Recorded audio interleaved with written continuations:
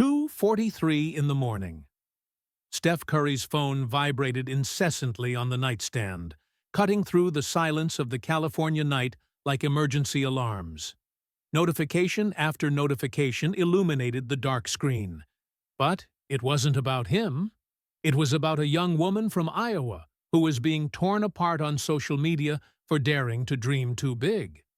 To understand why Steph Curry broke his own silence about controversies, we need to go back to the moment when a father saw his daughter broken and decided that some battles are worth more than one's own peace of mind. From the next room came a sound that made Curry's heart contract. Muffled sobs. Riley Curry, now 12 years old, was crying into her pillow, trying not to wake the family. But Curry knew that cry. It was the cry of disappointment. The cry of someone who had just discovered that the world can be cruel to people's dreams. Have you ever felt that moment when you realize you need to protect something bigger than yourself? Curry got up from bed and walked to his daughter's room, each step weighing like lead in his chest. "Riley," he whispered, gently pushing the door open. "May I come in?" The girl turned around, eyes swollen and red.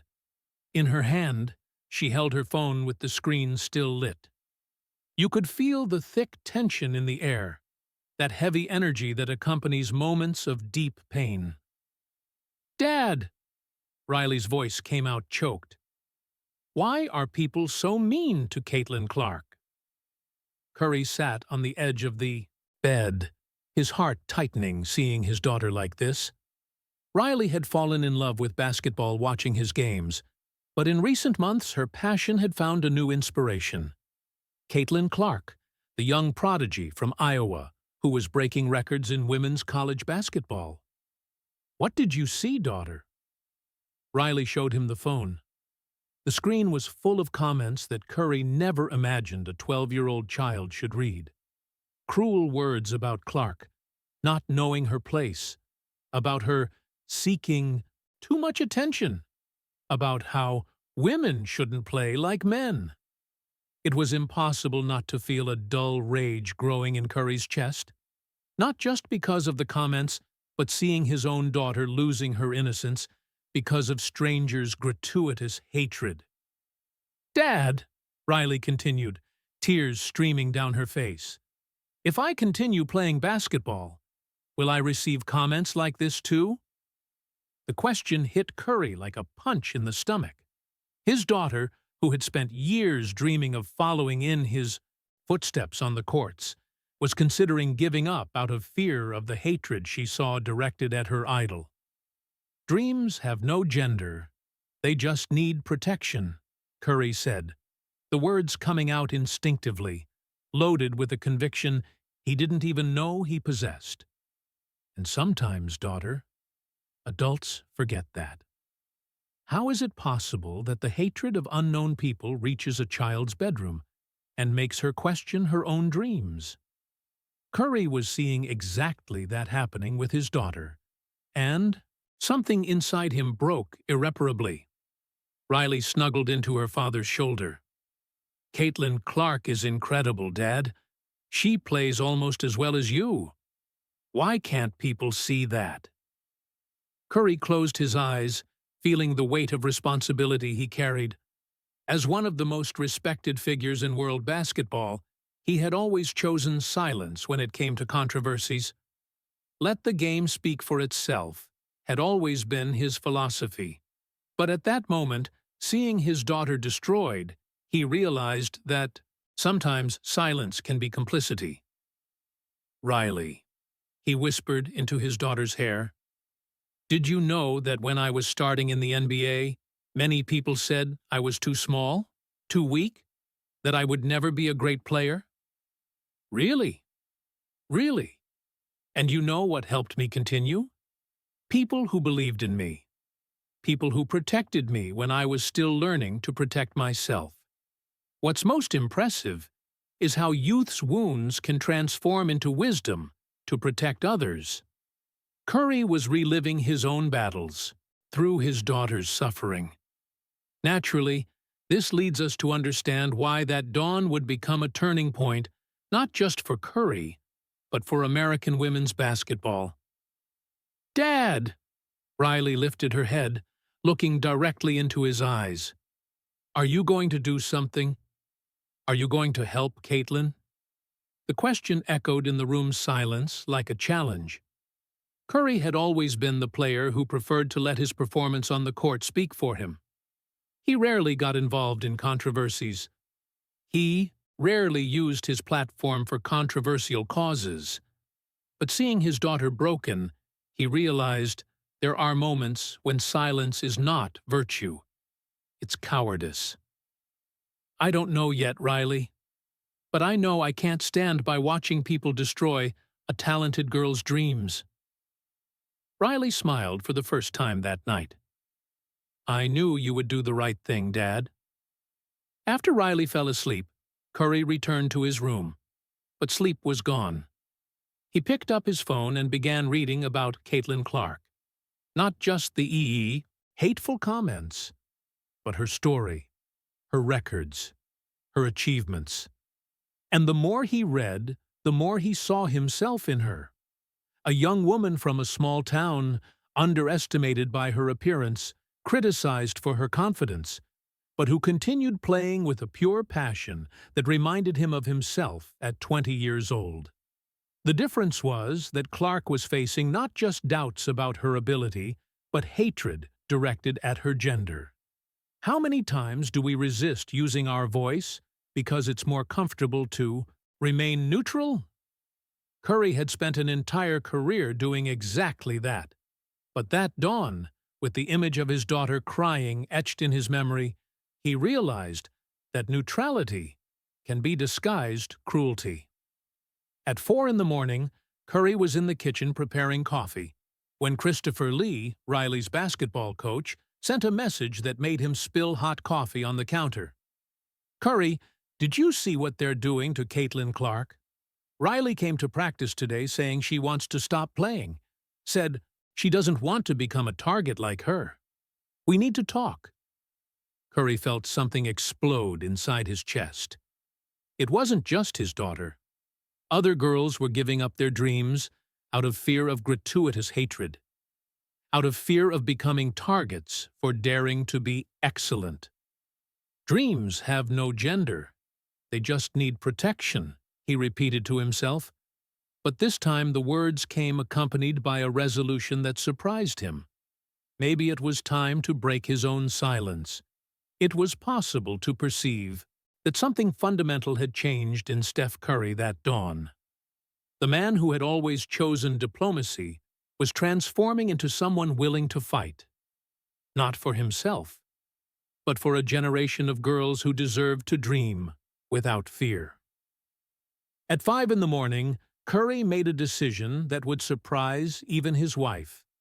He was going to use his platform, his influence, his voice, to protect the dreams of a young woman he had never met personally, but who represented everything he believed about basketball's transformative power.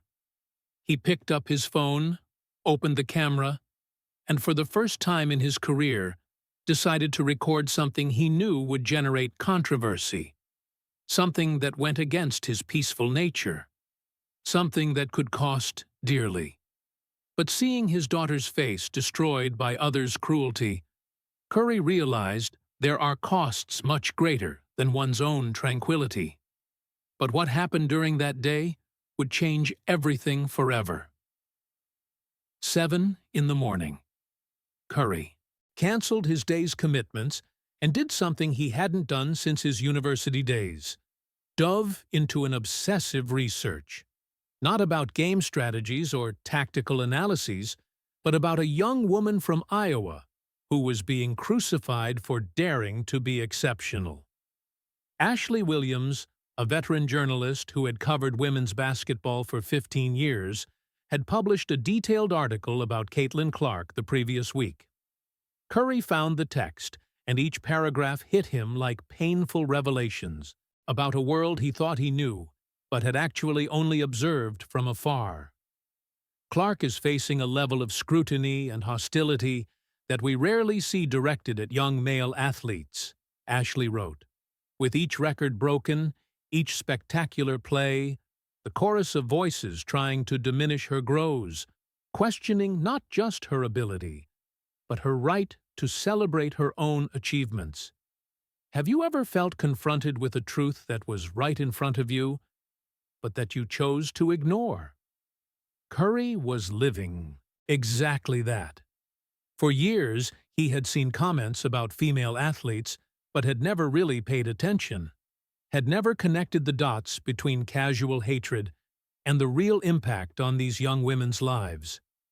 It was possible to feel something reorganizing inside his consciousness, like pieces of a puzzle finally finding their places, revealing an image he didn't want to see, but could no longer ignore. Curry continued reading. He found statistics that left him shocked. Clark didn't just have impressive numbers. She was rewriting record books.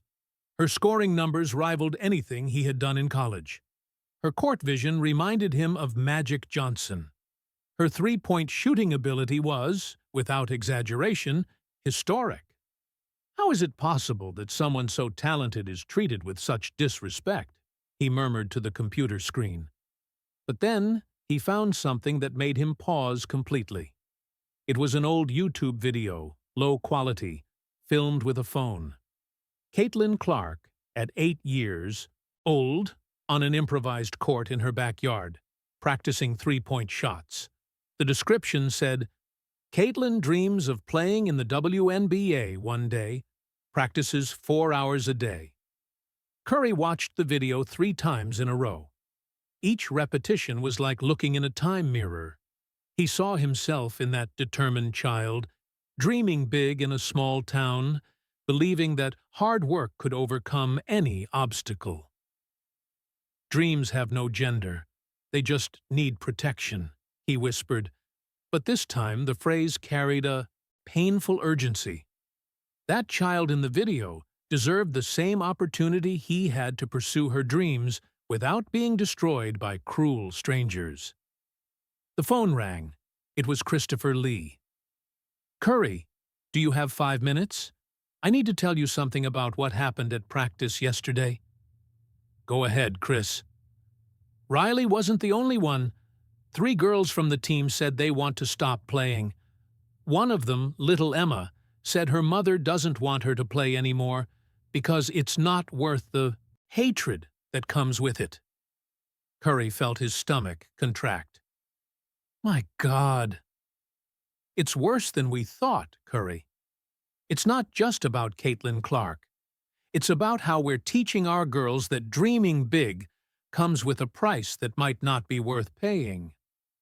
How is it possible that hatred directed at one person spreads like a virus, infecting the dreams of children who don't even know that person personally? Curry was seeing exactly that happening in real time. Chris, Curry took a deep breath. What if we did something? What if we used this as an example of why we need to protect our girls? What do you have in mind? I don't know yet, but I know I can't stand by. After hanging up, Curry continued his research. He found old interviews with Clark, where she talked about her basketball idols. To his surprise, his own name appeared several times. Steph Curry showed me that size doesn't determine greatness, Clark said in an interview from 2 years ago. He proved that you can be underestimated and still completely change the game. When they criticize me for being just a girl trying to play like men, I remember Curry being criticized for being too small for the NBA. Curry paused the video.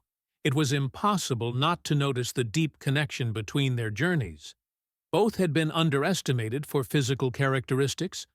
Both had used skepticism as fuel. The difference was that Clark was facing much deeper and more systemic prejudices. Naturally, this leads us to understand why Curry began to see his own responsibility in a completely different way. He continued researching, and found something that brought tears to his eyes. It was an Instagram post from a 10-year-old girl from Texas. "I wanted to be like Caitlin Clark, but my teacher said girls who think too highly of themselves end up alone. I think I'll do ballet instead." The post had only 12 likes, but for Curry, it represented a silent tragedy multiplied by thousands. How many dreams were being killed in silence because an entire society had decided that exceptional women need to be punished for their excellence? Curry got up and walked to the window. Outside, Oakland continued its normal routine, but inside his house, a silent revolution was happening. A man who had always chosen neutrality was discovering that there are moments when neutrality is complicity. At 2 in the afternoon, Curry did something impulsive. He called Ashley Williams directly, the journalist who had written the EEVI article about Clark. "Ashley? It's Steph Curry. I read your article about Caitlin Clark. Can we talk?" Ashley was surprised, but agreed. 20 minutes later, she was explaining to Curry details about the situation that didn't appear in the headlines. "The problem isn't just the online comments, Steph," Ashley explained. "It's that the hatred is affecting media coverage. Sponsors are hesitant. Universities are worried about the controversy. Clark is being punished for being too good. And what do you think can be done? We need respected voices speaking in her defense, people who understand the game and can contextualize her greatness. People like, well, like you." What's most impressive is how sometimes responsibility finds us, even when we try to avoid it. Curry was being called to something that went against his nature, but that his conscience could no longer ignore. "Ashley," Curry said after a long pause, "if I decide to take a position, how do I do it without making the situation worse for her? Be authentic. Speak as a father, as an athlete who faced underestimation. And remember, it's not about you saving her. It's about you showing that men can also defend women without expecting anything in return." At 5 in the afternoon, Curry was in his private office, looking at a camera setup he rarely used. He had made a decision he knew would change his public image forever. "Dreams have no gender. They just need protection," he said to himself a third time. But now the phrase came accompanied by an unshakable resolution. It was time to transform words into action. Curry turned on the camera and began to speak. Not as Steph Curry, the athlete careful with his image, but as Steph Curry, the father who could no longer stay quiet watching dreams being destroyed. What he said in that video would not only defend Caitlin Clark, it would forever change the conversation about how we treat exceptional women in sports. No one could imagine that that moment would be the turning point. 6 in the evening. Steph Curry was alone in his office, the camera positioned, the lights adjusted, but his hands were shaking like they had never shaken before a decisive free throw. Throughout his entire career, he had carefully avoided any controversy. But at that moment, he was about to break his own most sacred rule. "Breathe, Steph," he whispered to himself. "This is bigger than you." The computer screen showed thousands of new comments about Caitlin Clark, each one crueler than the last. It was possible to feel the urgency growing like physical pressure in his chest. Each second of hesitation meant another girl giving up her dreams, somewhere in America. Curry pressed the record button. "Hi, everyone. It's Steph Curry here." His voice came out more serious than in any previous interview. "Normally, I don't make videos about controversies. Normally, I let the game speak for itself. But today, I can't stay quiet." Have you ever felt the exact moment when you decide to break your own nature for something bigger? Curry was living exactly that, and each word that came out cost him something deep, but at the same time freed him. Last night, he continued, my 12-year-old daughter cried in my lap because she read horrible comments about Caitlin Clark. She asked me if she would also receive that kind of hatred if she continued playing basketball. And I didn't know what to answer. Curry's voice trembled slightly, but he continued, you know, I was also underestimated.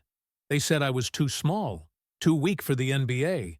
But you know what the difference was? I never received hatred for being a man. They never told me to know my place for being a man. They never criticized me for celebrating my achievements for being a man. It was impossible not to feel the tension growing in the air as Curry spoke. Each word was calculated, but came directly from the heart. Caitlin Clark is breaking records that men took decades to establish. She's playing basketball at a level I only dreamed of playing in college. And instead of celebrating this, instead of being inspired, we're trying to destroy her. How is it possible that someone so accustomed to being diplomatic finds so much passion in his voice? Curry was surprising even himself with the intensity of his own words. And you know what makes me saddest? Curry paused, looking directly at the camera. It's that it's not just men doing this. It's mothers criticizing a girl who could inspire their own daughters. It's women trying to diminish another woman for daring to be exceptional. Curry stood up, beginning to pace back and forth, the energy of his emotions overflowing. When I watched Clark's games, you know what I saw? I saw myself at 20 years old. The same passion, the same dedication, the same courage to try plays that everyone said were impossible. The difference is that when I did that, people said, "What a brave boy."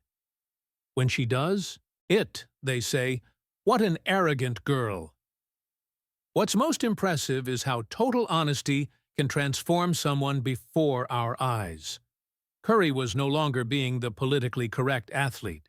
He was being a man confronting uncomfortable truths. So, today, Curry returned to his chair, looking directly at the camera with an intensity that cut through the screen.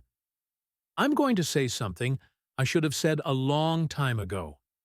Leave the girl alone. The 3 words came out loaded with an authority that made the air vibrate. It was possible to perceive that those words would become historic the moment they were pronounced. Leave the girl alone. Curry repeated the phrase, this time pausing between each word so the impact would be maximum. Caitlin Clark doesn't owe you any satisfaction about how she celebrates. She doesn't owe apologies for being confident. She doesn't owe explanations for being exceptional. She only owes to continue being what she already is. One of the best athletes this country has ever produced. Naturally, this leads us to the most powerful moment of the video, when Curry decided to reveal something he had never shared publicly. I'll tell you a secret. Curry leaned toward the camera. When I was in college, there were nights I cried in my dorm room because the criticism was too heavy. There were days I considered giving up because it seemed like the whole world was against me. But you know what saved me? People who believed in me. People who protected me when I still didn't know how to protect myself. Tears began to form in Curry's eyes. Caitlin Clark needs those people now. And if you can't be those people, at least don't be the people trying to destroy her. How many times do we witness someone using their vulnerability as a weapon to protect others? Curry was doing exactly that, transforming his own past pain into a shield for a young woman he didn't even know personally. Dreams have no gender, they just need protection, Curry said, his key phrase now loaded with its final and most powerful meaning. And today I decided I'm going to protect the dreams of all the girls who look at Caitlin Clark and see possibility, who look at her and think, maybe I can too. Curry stood up again, but this time there was a fierce resolution in his posture. For all the parents watching, your daughters are seeing how you react to an exceptional woman. They're learning whether it's safe to dream big, or if they should dream small, to avoid hatred. What lesson do you want to teach? The question echoed in the silence like a direct challenge to millions of American homes. And for Caitlin Clark, if you're watching, keep being exactly who you are. Keep celebrating your victories. Keep breaking records. Keep showing millions of girls that there's no ceiling for their dreams. We true basketball fans are with you. Curry looked one last time directly at the camera. For everyone else, leave the girl alone. She's not trying to please you. She's trying to make history. And she's succeeding. Curry turned off the camera with hands that no longer trembled. For the first time in 24 hours, he felt complete peace. He had done something that went against his nature, but was completely aligned with his deepest values. Before posting the video, he called Riley. "Daughter, can I show you something?" 10 minutes later, Riley was crying, but they were completely different tears from the night before. "Dad, you did this for me?" "I did it. For you. For Caitlin Clark. For all the girls who deserve to dream without fear." Curry pressed publish at 7:15 in the evening. In 15 minutes, the video had 1 million views. In 1 hour, it was on all the country's news programs. The internet didn't just melt, it completely transformed. And that's when the truth finally came to light. At 8 o'clock the following morning, Steph Curry woke up to 847 missed calls and thousands of text messages. His video, "Leave the Girl Alone," had become more than viral. It had become a movement. In 12 hours, 15 million views. In 24 hours, the hashtag "Leave the Girl Alone" was trending worldwide. But the numbers were irrelevant compared to what was happening in conversations around America. Riley ran to her parents' room before they even finished getting dressed. "Dad! Dad! Did you see? Everyone is talking about you. About Caitlin Clark. Have you ever witnessed the moment when a single, courageous voice awakens millions of others?" Curry was seeing exactly that happen in real time. His phone wouldn't stop receiving support messages from athletes, celebrities, and mainly from parents around the country. One message in particular made Curry stop everything he was doing. It was from Mason Taylor, a 16-year-old boy from Kansas. "Mr. Curry, yesterday my 13-year-old sister said she was going to stop playing basketball because she didn't want to be hated like Caitlin Clark. After your video, she changed her mind. Said if Steph Curry believes girls can dream big, then she can too. Thank you for saving my sister's dream." It was impossible not to feel that something transcendental was happening. Curry's video had touched a national wound that nobody knew how to treat, and now people around the country were finding courage to speak their own truths. Ashley Williams called at 9 in the morning, voice choked with emotion. "Steph, you did something that 15 years of sports journalism couldn't do. You changed the conversation." "Really? How so?" "Male athletes are coming out of silence to defend female athletes. Parents are having difficult conversations with children about respect. Coaches are rethinking how they treat girls on their teams. You didn't just defend Caitlin Clark. You started a revolution. How is it possible that a man trying to protect his own daughter's dreams ended up protecting the dreams of millions?" Curry was discovering that true courage is contagious. At 10 in the morning, Curry received the call he was expecting. It was Caitlin Clark. "Mr. Curry? It's Caitlin Clark." Her voice was trembling, loaded with an emotion that Curry immediately recognized. It was the voice of someone who finally felt seen, understood, protected. "Caitlin, I was expecting your call. I don't even know what to say. Nobody ever put themselves out there like this for me, especially not someone like you." Curry felt a lump in his throat. "Caitlin, everything I said was true. You are extraordinary, and you deserve to be celebrated, not attacked." "Mr. Curry," her voice became firmer, "you saved not just my career. You saved my sanity. I was starting to believe that maybe they were right, that maybe I was too arrogant, too confident. What's most impressive is how a word of support at the right time can save not just a career, but a soul." Curry was witnessing the power of his own courage, reflected in the renewed voice of a young woman who had almost given up on herself. Never believe that," Curry said, with an intensity that surprised even himself. "Your confidence is your superpower. Don't let anyone steal that from you." "I won't. I promise." Naturally, this leads us to the moment that would define the true impact of Curry's gesture. At 1 in the afternoon, Caitlin Clark posted her own response. Not an elaborate video, but a simple photo. Her at 8 years old, in the video that Curry had found side by side with a current photo of her on the court, smiling with absolute confidence. The caption read, "15 years ago, I was a girl dreaming the impossible on an Iowa court. Today, I'm a woman living those dreams." To Steph Curry, "Thank you for reminding me that dreams have no gender. They just need protection." To all the girls watching, keep dreaming. Keep celebrating. Keep being impossible. Dreams have no gender. Leave the girl alone. Clark's post received 22 million likes in 6 hours.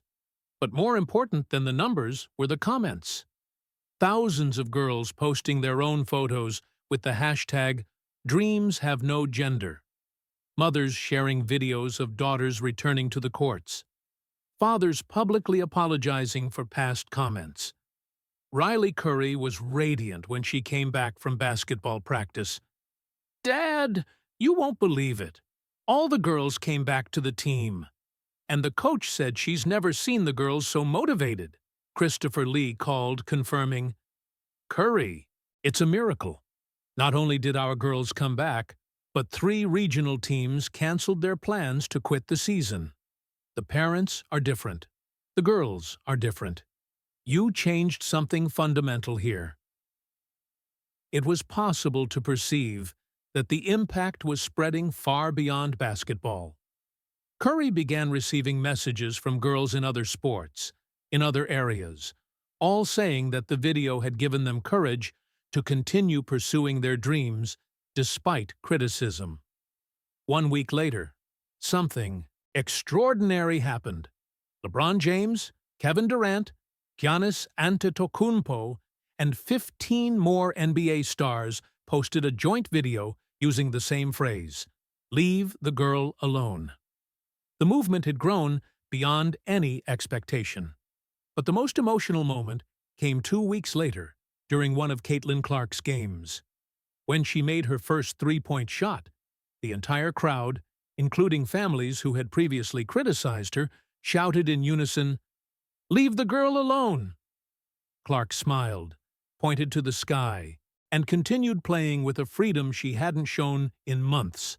How many times do we witness someone transform into a symbol of something much bigger than they planned? Curry had become more than a defender of Caitlin Clark. He had become the symbol that men can use their privilege to elevate women without losing anything of themselves. 3 months later, Curry and Clark appeared together in a national campaign about empowerment in sports. The slogan was simple: dreams have no gender. Ashley Williams wrote in her column, Steph Curry proved that sometimes the greatest act of leadership is not to dominate, but to protect. Not to shine alone, but to ensure that others can also shine. 1 year later, Riley Curry, now 13 years old, was preparing for her first official basketball season. On her bedroom wall, a photo, her and Caitlin Clark, who had become not just her idol, but her personal mentor. "Dad," Riley said the night before her first game, "thank you for teaching me that dreaming big isn't dangerous. It's necessary." Curry hugged his daughter, knowing he had done the right thing. Not just for Caitlin Clark, not just for Riley, but for an entire generation of girls who now knew their dreams deserved protection, not destruction. Dreams have no gender. They just need protection, he whispered in his daughter's ear. And you will always have my protection to dream as big as you want. Steph Curry had defended Caitlin Clark from the haters with a simple phrase: leave the girl alone. And in doing so, he had taught an entire country that true leaders don't just achieve greatness, they protect others' right to achieve it too. The internet didn't just melt, it transformed. And along with it, transformed the way America saw exceptional women, not as threats to be diminished, but as inspirations to be celebrated. And maybe, just maybe, that's the true definition of leadership.